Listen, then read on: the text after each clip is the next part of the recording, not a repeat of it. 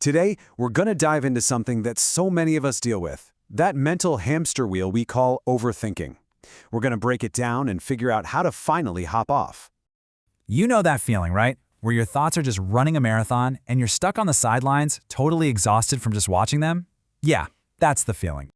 Oh, it's so familiar. You're replaying that one slightly awkward thing you said in a meeting. Or you're staring at a text you sent, analyzing it from every possible angle, wondering, did that come out wrong? Your brain spins up a dozen different stories, and somehow none of them are good. It is draining. I love this metaphor of a mental boomerang. It's so perfect, isn't it? You try to just push a worry out of your mind, but it comes sailing right back at you, only this time it feels bigger, maybe a little faster. That right there is the essence of overthinking.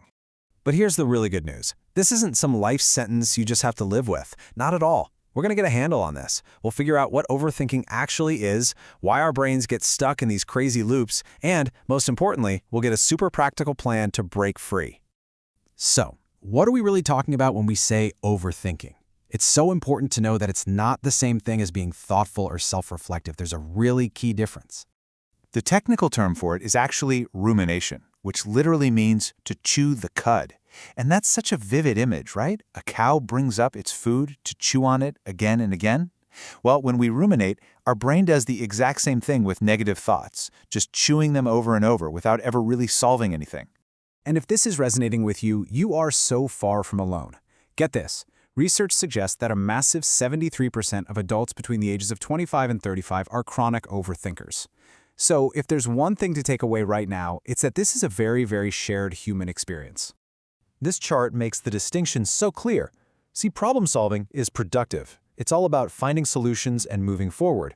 Overthinking, well, it's just circular. It obsesses over the problem, usually stuff you can't even control, and it just leaves you feeling completely stuck.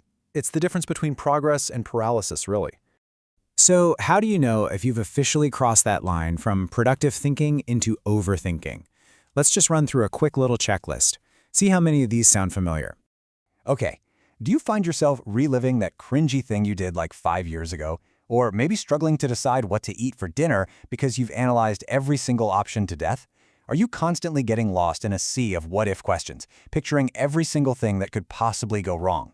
And the big one, feeling totally mentally exhausted, but you've made zero actual progress. Oh, and trying to sleep? Forget about it. Your brain decides 2 a.m. is the perfect time to review every bad decision you've ever made. All right, so if it's so exhausting and gets us nowhere, why on earth do our brains love to do it so much? Well, it turns out our brains actually think they're helping. Overthinking is basically just a misguided attempt to keep us safe. See, our brain dangles these little false rewards in front of us. First, there's this false sense of control. It feels like if we can just think about a problem from every single angle, we can somehow prevent anything bad from happening. Second, it's a way to avoid fear.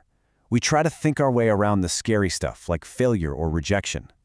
And finally, there's the illusion of progress. Your mind is buzzing, it's so busy, so it feels like you're doing something important, when really you're just spinning your wheels. Okay, now we get it. We know why our brains get stuck. So let's talk about the escape plan. Because understanding the why is great, but we're really here for the how. How do we actually interrupt this cycle and get out of our own heads? This is just so crucial. You cannot solve this problem with the same tool that created it. Trying to think your way out of overthinking is like trying to dry yourself off in the shower. It's just not going to work. The real antidote isn't more thinking, it's action.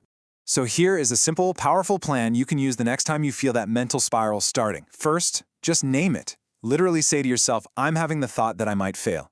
This separates you from the thought. It's not a fact, it's just a little bit of mental weather passing through. Second, give it a boundary. Set a timer for 5 minutes. Go ahead, worry all you want. But when that timer goes off, you're done. You have to stop.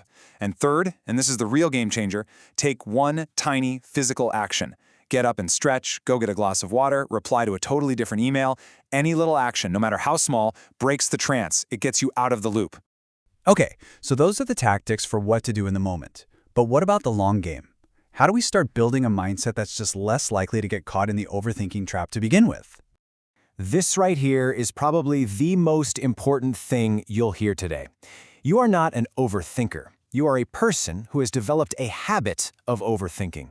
And the most beautiful thing about habits is that if they can be learned, they can absolutely be unlearned. This is not a permanent part of your personality. I want to leave you with this incredibly powerful question from author Mel Robbins. When you're stuck, instead of getting lost in a million pros and cons, just ask yourself this: does this choice expand me or shrink me?